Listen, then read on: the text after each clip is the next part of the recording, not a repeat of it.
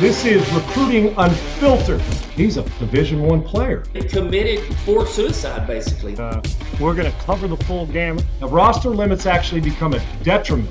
High school athletes need to really open their eyes. We are here to talk everything recruiting. Recruiting Unfiltered.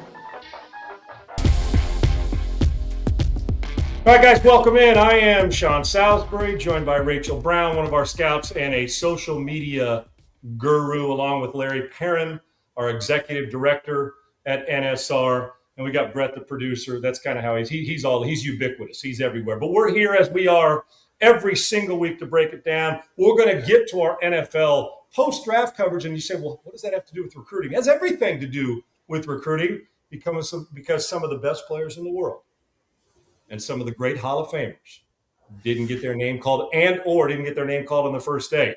Same with recruiting. So we start here, guys, and welcome in that frenzy of the draft. Recruiting's kind of frenzied too, as are we, and it's just organized chaos, but prepared. So let me start today here on Recruiting Unfiltered. Is we always hear the topic, and kind of today's topic is when coaches leave. And that can either be when coaches leave while you're at the program, but let's start with the focus of when coaches leave, when you've committed, or that's the one you're in love with. And I'll share a quick story about me when Coach John Robinson, was recruiting me at USC. So Larry and Rachel, let me start with you. When coaches leave, I guess your thought process, I'm getting recruited. Man, I feel good about it. I don't care whether it's Bowling Green or North Alabama or Southern Cal. I'm getting recruited and the coach leaves. What's the beginning or the end, or how do we approach that in the recruiting world when it comes to the mindset, physically, mentally, emotionally, when coaches leave and what that means to the player and recruit? Yeah, absolutely. And, I think initially when something like that happens, especially as the recruit, and let's say you've committed to this school, this coach, you've built a relationship with them, and you're super excited to get on campus. When the announcement comes out that they've left and go into another school or maybe been fired, the panic button is hit for that athlete and their family, right? The panic button is hit and they're like, oh my gosh, what happened? What do I do? And there's a couple of different things. So, obviously if you're a senior and it's past the signing period and you've signed to that school, no sweat. Look, you're still locked in, to that school, and so no sweat there. But if you haven't signed and you're still in that limbo of committed, you've given a verbal commit, it can absolutely panic the athlete and the family.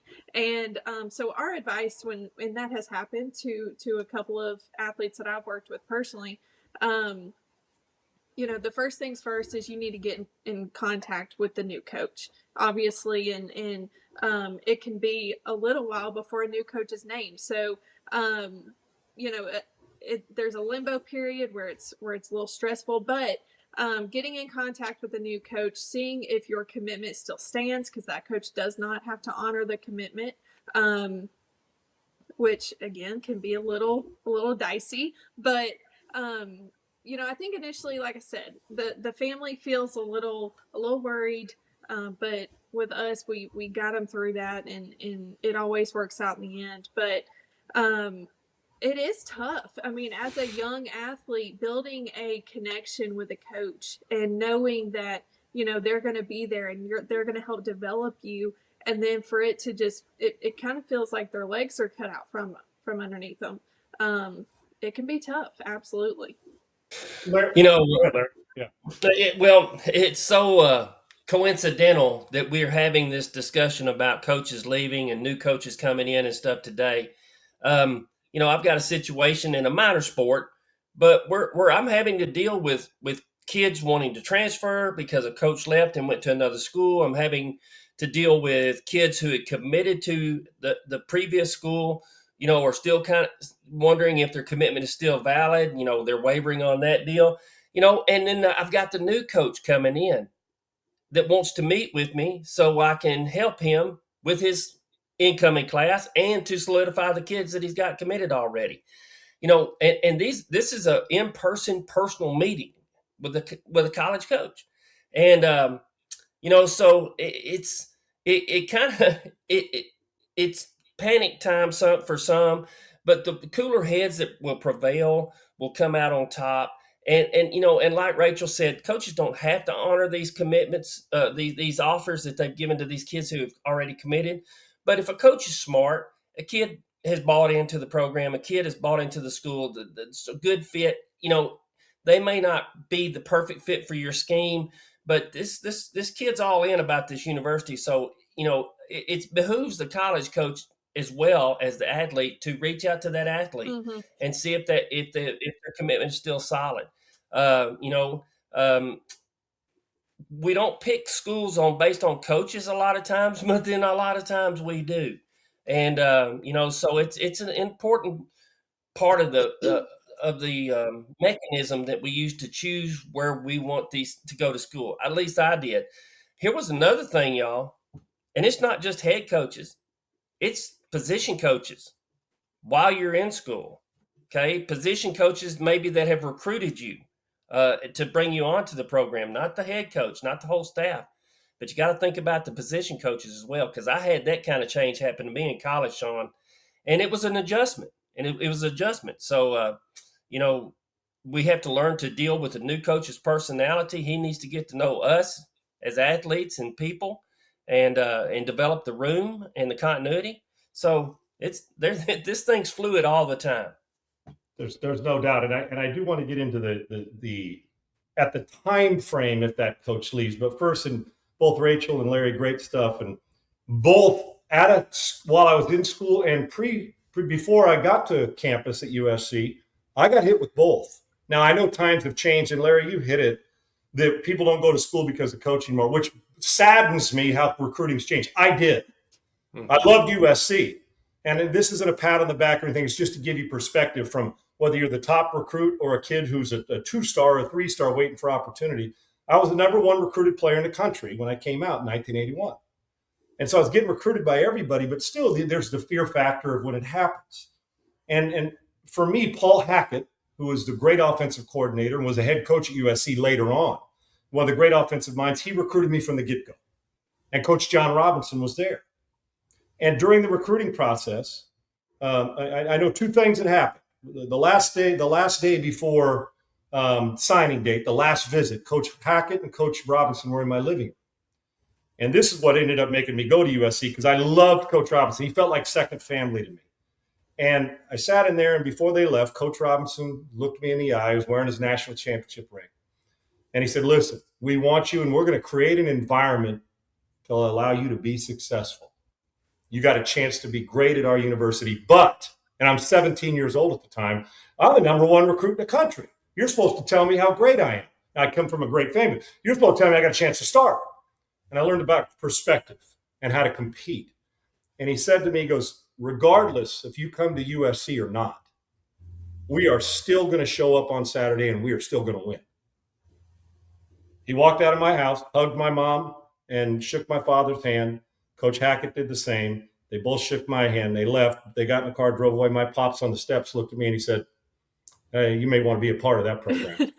And that's how they went. Well, 3 weeks later, Coach Hackett, we were past recruiting. I'd signed. And Coach Hackett, I know he was going. He ends up, Paul McDonald, who was the quarterback at USC and a Rose Bowl champion, was in Cleveland. He got drafted by the Browns and now is in Cleveland. Cleveland hired Coach Hackett to be the offensive coordinator. He left after I'd signed. I'm like, whoa, wait a minute. This system, this is perfect. I want to be a part of it. North Turner then got elevated from DB coach to quarterback coach, and he's a Hall of Fame assistant coach now. It was great for me. Well, 2 years into my career, Coach Robinson gets the job with the LA Rams and leaves when I'm a sophomore, and he leaves. So I faced it both. And you go through all the thoughts, but you know what? Was fortunate to stay there and grind, and the rest is history. So I went through both and how it's all changed now. So whether you're a top recruit or somebody else, we still go through those stresses of what's going to happen. Yeah. Which leads me to this. And Larry, I'll start with you on this. All right, signing date's over. They may still, scholarships may still be available, but people are going through it. Then all of a sudden, the NFL season ends, because that ends later than signing date now. So coach goes in there, has a good year. Oh, he's leaving. somebody else offered him more, or he ran into trouble in the off season in college. I'm talking about when I say NFL, the only reason I'm saying it is because the difference. So that coach goes, and a really good college coach is being offered the NFL job. So he decides to leave February 24th. And you're like, well, wait a second now. Now I'm already signed.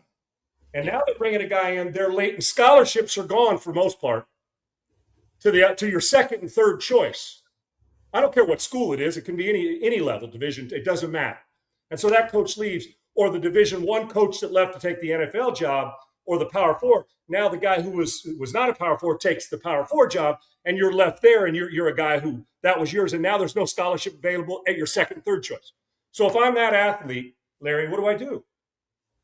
Just aside from doing NSR and get evaluated, but what do I do now? Help talk me off the football ledge now that, oh my gosh, if I'd have known this, I'd have taken my second choice. How does a kid deal with that stress? It's first of all, the rules have changed dramatically since back in our day. Yep. Once we signed our NIL, we were locked in, and kids today, when they have a coaching change, you've signed your NIL, or your financial aid paperwork. Yeah. Yep. You can go into the portal. There's a special window created, for the coaches, that's outside of the normal window. It's an extension of the normal window, but that's an unsure territory. Think about the reasons why you chose the school. Think about what boxes it checked off for you when you were comparing the schools to each other. Yeah, I know the coach is an important component of that, but I'm on, again, back to my story. My position coach changed. I got a new position coach in.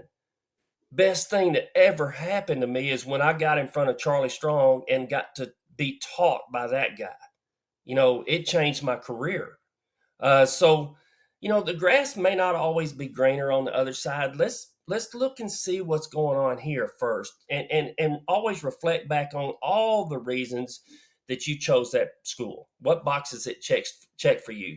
Academically, socially, maybe spiritually. All of these things are important factors, along with the staff and the continuity with the staff as well. So, if it's a total change of schematics, a total change of philosophy and belief, then the portal may be somewhere you might want to visit. But give it a chance. See what happens, because it could turn out to be the best thing that ever happens to you. Yeah, I think the opposite of that is it. I was just going to say, go ahead and finish, but the opposite of that, and I'll say this, is what if the coach doesn't want me, but I want to stay? That's something they have to face too, right, Larry? It's like, Larry, you made the point earlier, as did Rachel, about, what?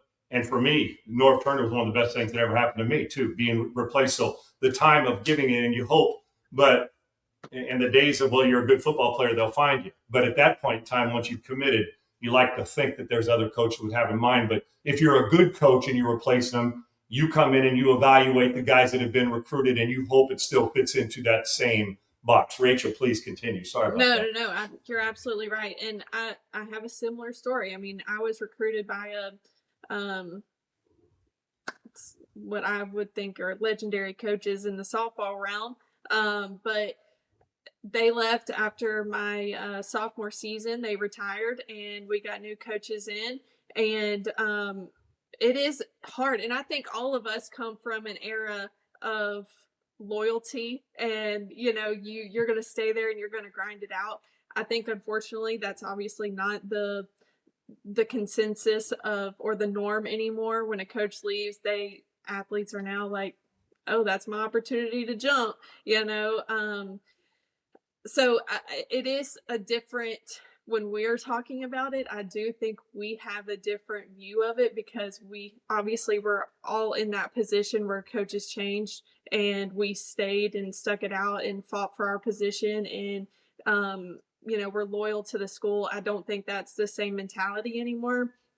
But I would love to challenge kids to have that mentality, because that's the real world, that's what you're going to be dealing with when it comes to jobs, when it comes to relationships, when it comes to employees, all the things. Like, that's just the part of it, and facing that adversity. So I really wish that the athletes now had more of that mentality of, I'm going to stick it out. I'm going to see what happens. And obviously some things are just not going to work. I mean, some Right. coaches and athletes just don't mesh. But I don't think the first thing should be jump ship. And that's me. That's me. Yeah, 100%. And you know what's interesting? Yeah, as a drop back 6'5", 225-pound quarterback, had they replaced Coach Hackett with with the guy who runs the veer, I would have probably had to go play football somewhere else, Right. because that wouldn't have been me. So that's exactly right. So you guys both get one thing here to tell the recruits at any level. The number one thing they should do or think about or prioritize if a coach leaves after you've signed and recruiting, or while you're there, but more importantly, during the recruiting process. You're in, that's your school, you're committed, and a coach goes to something what he thinks is bigger and better. Rachel, we'll start with you. You get one thing to tell them that's going to change these recruits' perspective. What is it? If they're signed, then focus on you and go and compete. If you are committed and not signed, then you need to have a serious reflection, and you may need to open your recruitment back up, because that limbo is too scary. So that would be my two. If you're signed to that school and you're going, great, go compete. If you're not signed, you may need to open up your recruiting back up just to save yourself, because their spots are limited. Yep, no doubt. And with the portal, it's changed the whole process, which Absolutely. is for another whole conversation. Larry, what about you? Well, communicate. Don't burn any bridges. Don't shut any doors. Hear everybody, what they have to say. And again, make sure that you reflect back on the reasons why you chose the school in the first place. If you committed and you're signed, make that decision, weigh those factors out. But again, hear all sides of the story. Hear the new coaches. That's visit with them, talk to them, get to know them. Again, I'm kind of biased on this one issue because I went through it myself, and I saw how it changed my trajectory in a positive way. I could have wanted to change positions. I could have, raised Cain. That's about all you could have done back then, and lost your spot. But man, we stuck it out, and we had a core group of receivers that stuck it out, and it just made us all better when we had that change. And not that our previous coach was not a good coach. It's just we got a different perspective, and somebody that held us to a higher standard of accountability and changed us as men, not just athletes. Yeah, 2 ears and one mouth. If you're the recruit, use them accordingly. Allow them to explain. And Larry, it goes with your communication is similar. Is we're all quick to react. Settle down and listen, and then get back to work. Whether that work is finding a new spot, whether that's impressing the new coach, whether that's selling yourself. Because I know one thing in this world, you got to be able to do two things. You got to be able to sell yourself to a future wife, to the dog that's supposed to love you, to a new coach, to a boss, and you better be able to solve problems. That's part of being an athlete. You got to solve problems, man. Before, during, and after. So I'm concerned. Right. Remember this. We've all been through it. Sometimes, and it's cheesy to say, but when a door slams in your face, or you think, man, this is uncomfortable, sports is the greatest thing in the world, because we get to be comfortable being uncomfortable.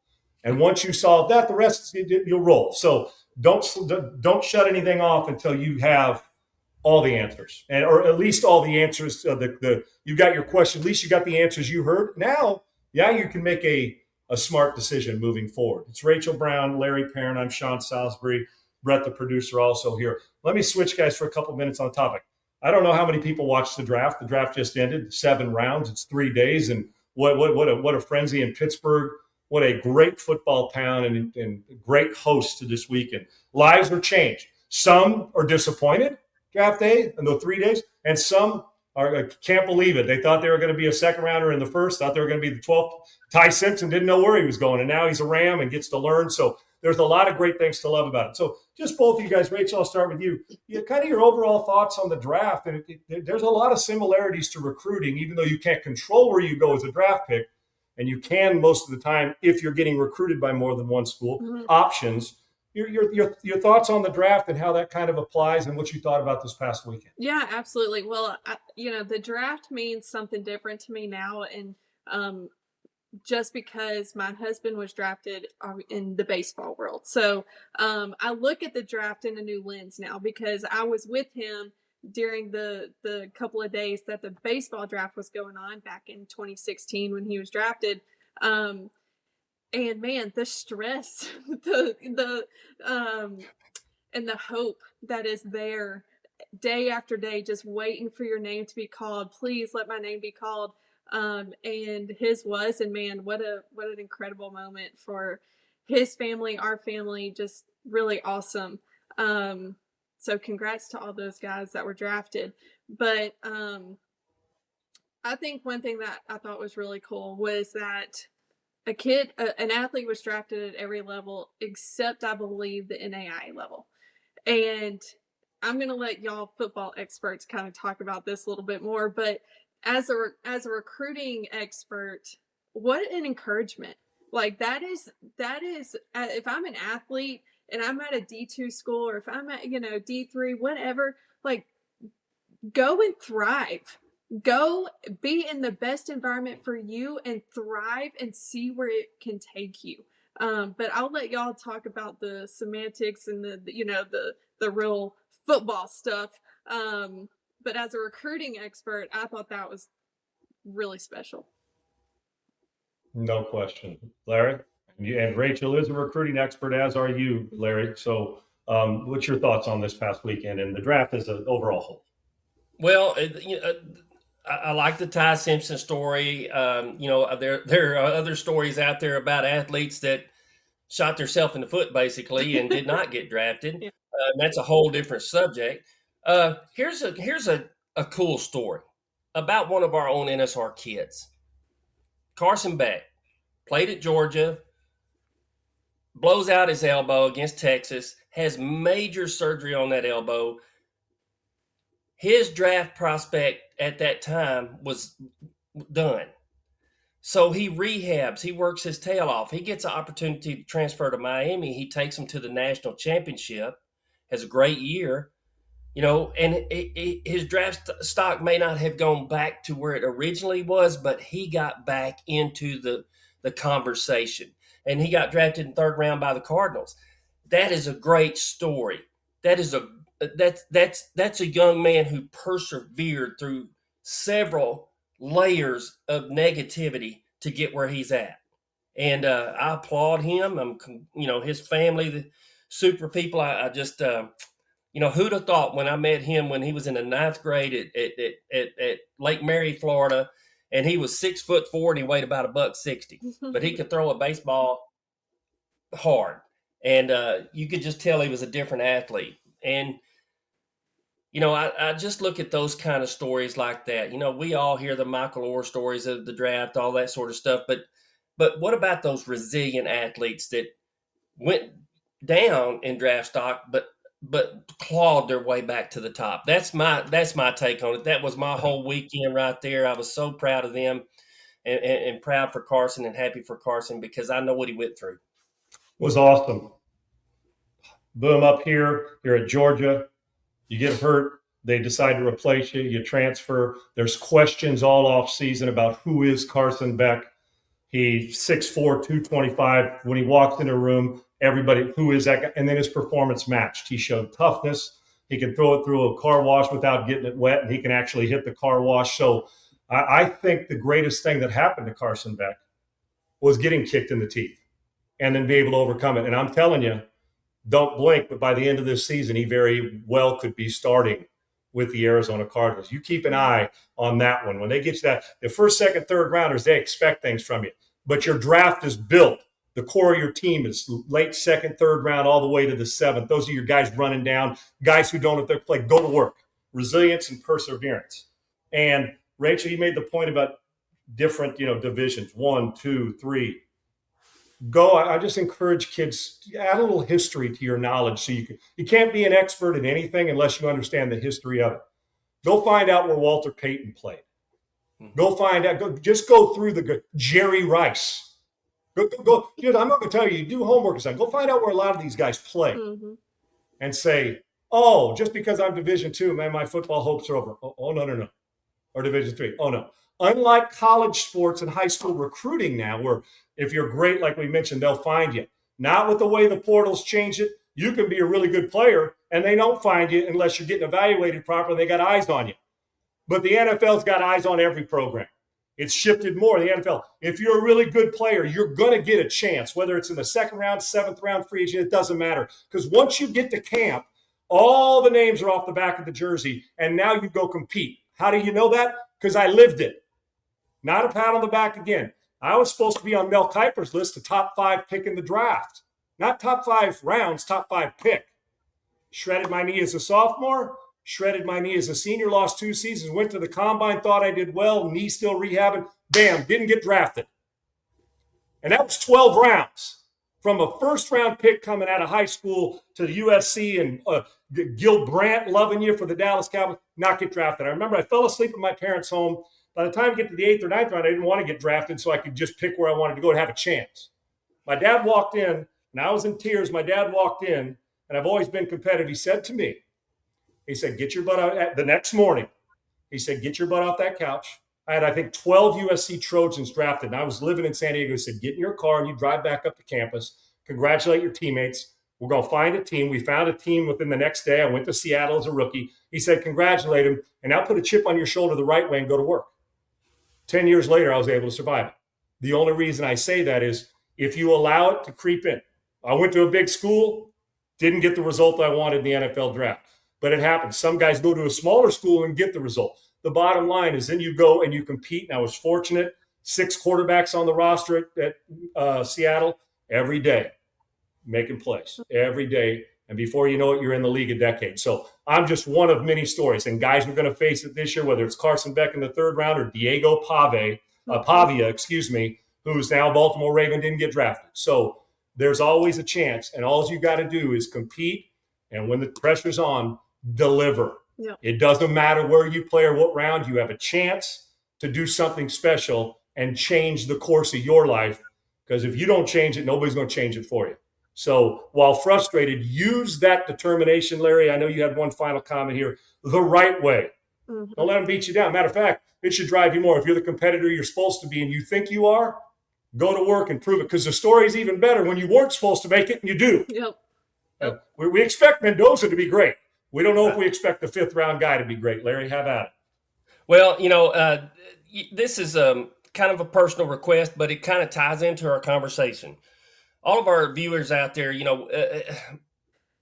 we this weekend we lost a great person, a guy that played NAIA ball in college. He went on to play for the Washington Redskins, won Super Bowl rings. He ended up being a Division I football coach, and his name was Monty Coleman.